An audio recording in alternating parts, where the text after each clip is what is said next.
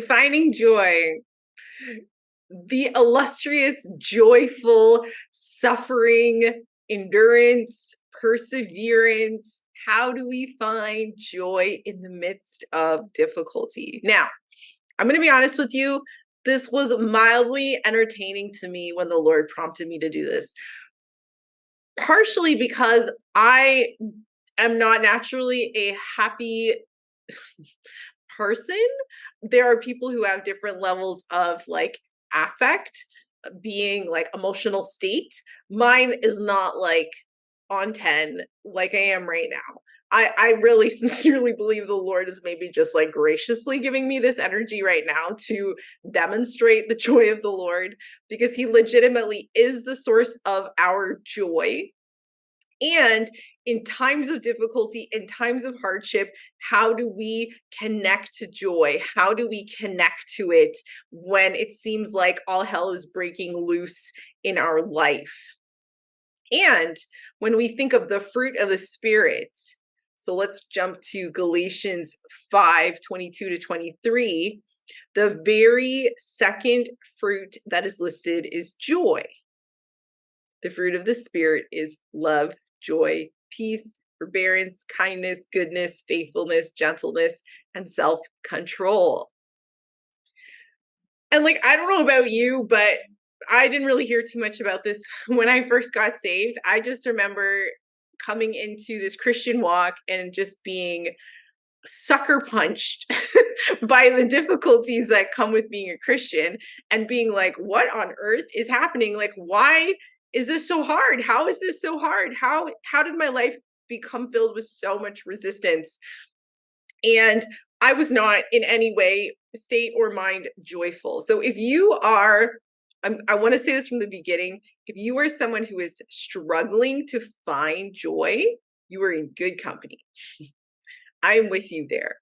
And there has been this pursuit that the Lord has really pulled me through and has really started to develop that in me, is how to laugh, how to find the humor and the opportunity in difficulty. And I will say, nothing has made me more aware of my propensity to negativity than now being in a leadership position with others. And I am so aware of the affect of the group and how it switches and changes.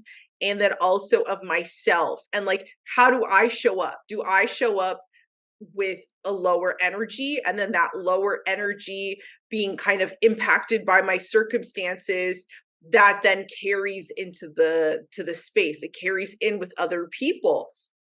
So I started to see joy was not just something that, oh, it's just this like interpersonal or this specific relationship that I had with the Lord, and that was that. It was also, how does this affect other people?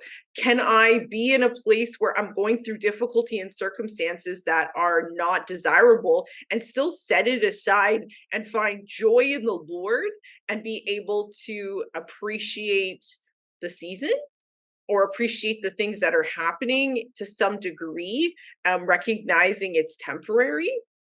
And so this has fluctuated for me a lot and has changed a lot.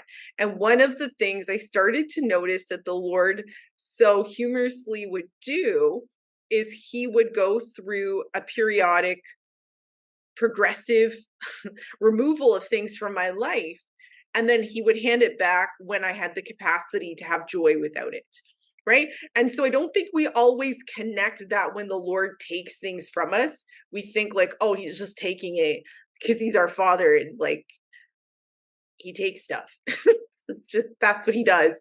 It's like, no, he actually takes things, allows you to survive without it, and then hands it back to you sometime, most of the time, I would say, and is like, all right, now you can steward it without this dependency on it. You can actually have it. And whether it's like give or take, like, blessed be the name of the Lord. I don't need this thing for my joy, right? And so I've seen him do this with me progressively through my Christian walk. And as time went on, it was like, oh, there's this joy that kind of emerges that with or without this thing, I can survive. I can be okay. Because the thing that I really need more than anything is my relationship with God.